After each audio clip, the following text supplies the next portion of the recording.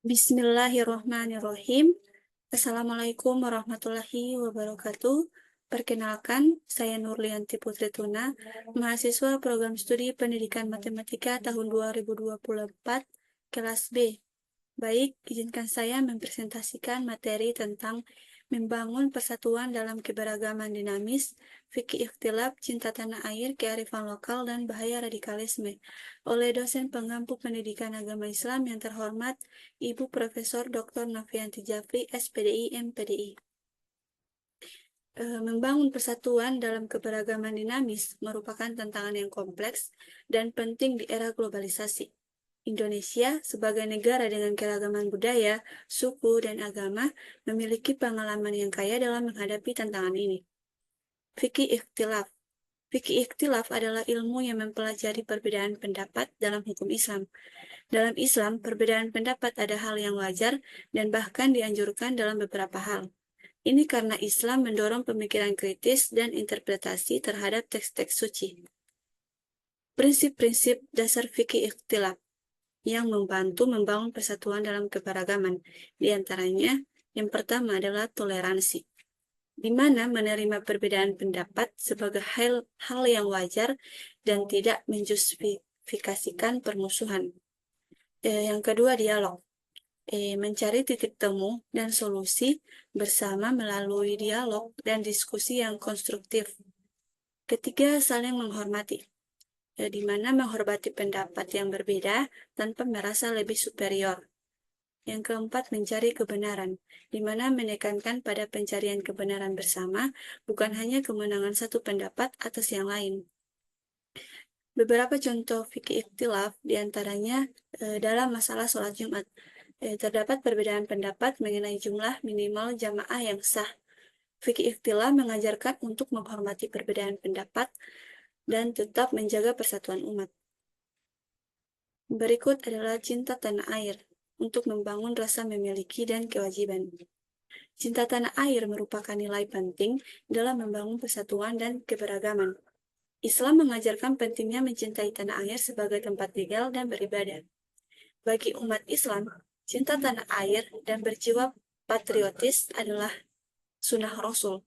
Dalam hal ini, Nabi Muhammad SAW dikenal sangat mencintai tempat kelahirannya, yaitu Mekah, dan juga mencintai tempat melaksanakannya dakwah setelah hijrahnya, yaitu Madinah. Beberapa aspek cinta tanah air dalam Islam, diantaranya mencintai tempat tinggal, di mana tanah air merupakan tempat tinggal yang harus dijaga dan dirawat.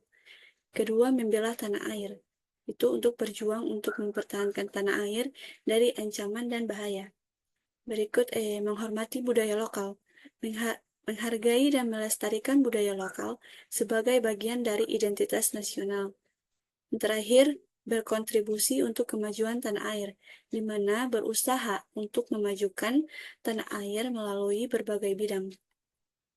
Adapun contoh penerapan cinta tanah air, diantaranya membayar pajak, menjaga kebersihan lingkungan, dan berpartisipasi dalam kegiatan sosial untuk kemajuan bangsa. Berikut kearifan lokal atau kekayaan budaya yang menyatukan. Kearifan lokal merupakan kearifan tradisional yang telah diwariskan secara turun-temurun dan menjadi bagian penting dari budaya suatu daerah. Kearifan lokal mengandung nilai-nilai luhur yang dapat menjadi perekat persatuan dan membangun rasa kebersamaan. Adapun contoh kearifan lokal yang dapat membangun persatuan diantaranya yang pertama, gotong royong, di mana sistem kerja sama dan saling membantu dalam menyelesaikan masalah bersama. Kedua, musyawarah, di mana mencari solusi bersama melalui dialog dan diskusi demokratis. Yang ketiga adalah toleransi, di mana menerima dan menghormati perbedaan suku, agama, dan budaya.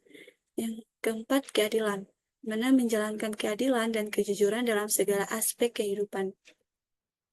Adapun contoh penerapan kearifan lokal diantaranya upacara adat, tradisi gotong royong, dan nilai-nilai moral yang diwariskan secara turun-temurun. Berikut bahaya radikalisme atau ancaman terhadap persatuan bangsa. Radikalisme adalah paham yang ekstrim dan cenderung menggunakan kekerasan untuk mencapai tujuannya. Radikalisme merupakan ancaman serius terhadap persatuan dan keutuhan bangsa. Beberapa bahaya radikalisme diantaranya yang pertama, perpecahan. Radikalisme dapat memicu perpecahan dan konflik sosial. Yang kedua, kekerasan. Radikalisme seringkali menggunakan kekerasan untuk mencapai tujuannya. Yang ketiga, terorisme atau teroris, di mana radikalisme dapat memicu aksi teroris yang mengancam keamanan dan ketertiban masyarakat. Yang keempat, penghasutan, di mana radikalisme ini menyebarkan propaganda dan doktrin yang dapat menyesatkan masyarakat. Adapun upaya mencegah dan menanggulangi radikalisme. Yang pertama, pendidikan, yaitu dengan memberikan pendidikan yang benar tentang agama dan nilai-nilai toleransi. Kedua, peningkatan ekonomi, itu dimana meningkatkan kesejahteraan masyarakat untuk mencegah kemiskinan dan pengangguran yang dapat menjadi faktor pendorong radikalisme. Yang ketiga, penguatan hukum, itu dengan menerapkan hukum yang tegas terhadap pelaku radikalisme dan terorisme. Yang terakhir, peningkatan komunikasi dan dialog, dengan membangun komunikasi dan dialog yang konstruktif antara pemerintah, masyarakat, dan para tokoh agama.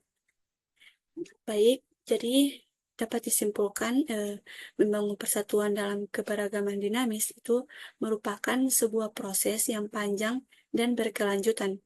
Dengan melalui fikih ikhtilaf, cinta tanah air, kearifan lokal, dan upaya mencegah radikalisme, kita dapat membantu masyarakat yang harmonis, toleran, dan sejahtera. Keberagaman merupakan kekayaan bangsa yang harus dijaga dan dirawat. Dengan saling menghargai, menghormati, dan bekerja sama, kita dapat membangun masa depan yang lebih baik bagi bangsa Indonesia. Baik, sekian dari saya. Lebih dan kurangnya saya mohon maaf. Bila ada salah kata juga saya mohon maaf. Wabillahi taufiq wal hidayah. Wassalamualaikum warahmatullahi wabarakatuh.